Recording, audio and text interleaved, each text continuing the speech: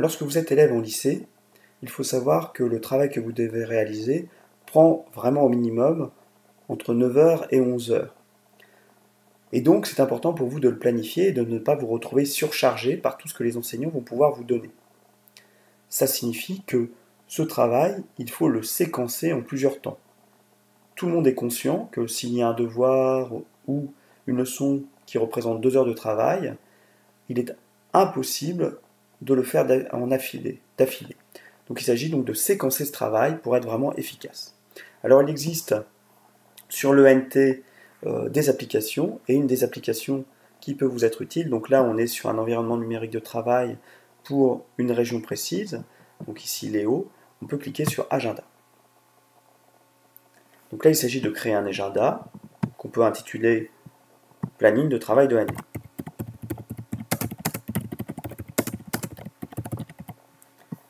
Il est enregistré. Vous voyez, ce planning de travail de l'année, il est classique, avec les jours de la semaine qui sont ici et les horaires. Ce planning de travail, il peut être intéressant de le partager. Mais de le partager avec qui? Eh bien, donc là vous voyez exporter, importer, modifier, supprimer, de le partager. Pourquoi pas avec les enseignants, pour qu'au départ, ils vous accompagnent dans vos démarches de planification. Donc là par exemple ici, je vais taper la classe concernée. Et donc je vais retrouver tous les enseignants du groupe. Je peux aussi créer donc ce type d'agenda lorsque j'ai un travail de groupe à réaliser avec d'autres élèves. Ça va permettre de savoir à quel moment on se retrouve, où on se retrouve, s'il y a des rencontres à effectuer, notamment avec des professionnels, etc., etc. Donc là, ici, on sélectionne tous les enseignants du groupe. Donc là, ces enseignants ne sont que lecteurs, ils ne peuvent pas contribuer. Mais il est possible, si cela paraît pertinent, de les rendre contributeurs, par exemple, pour qu'ils apportent quelques éléments complémentaires dans le planning qui est réalisé. Imaginons que le professeur de mathématiques donne un devoir à rendre.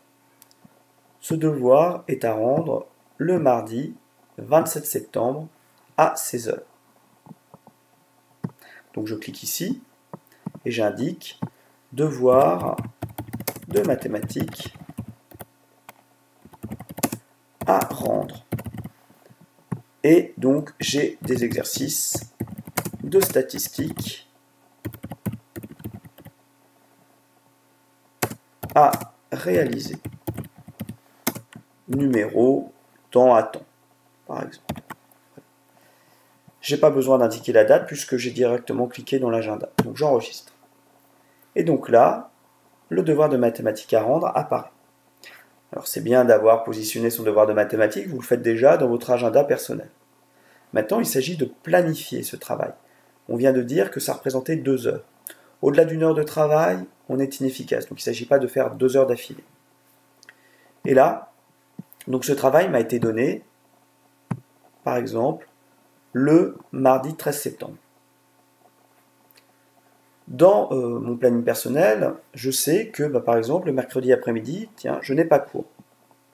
Entre 14 h et 15 h, eh bien, je pourrais donc réaliser le devoir de mathématiques qui est à rendre le 27.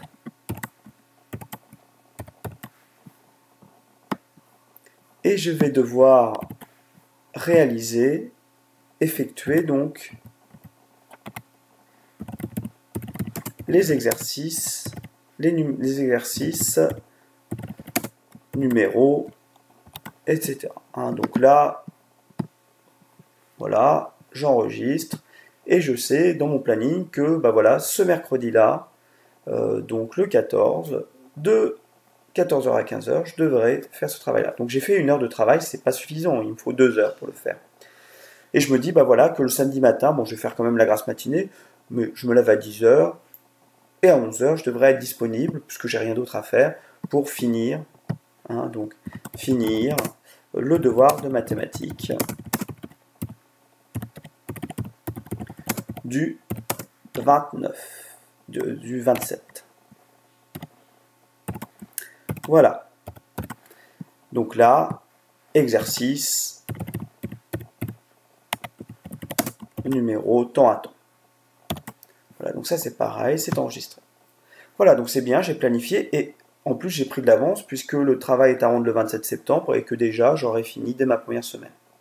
Voilà, donc au fur et à mesure, on va pouvoir donc créer ces événements, ces temps de travail, et puis bien évidemment quand même considérer que on n'est pas toujours disponible, tout simplement parce que, je sais pas, il y a une sortie avec des copains, ou que voilà, il y a une activité extrascolaire comme du sport ou du théâtre, peu importe à faire. Et donc là, vous pouvez aussi dans l'agenda, eh bien, les indiquer de manière à se dire, bah voilà, de toute façon, bah moi, le samedi après-midi, de toute façon, je fais du sport et je suis pas disponible.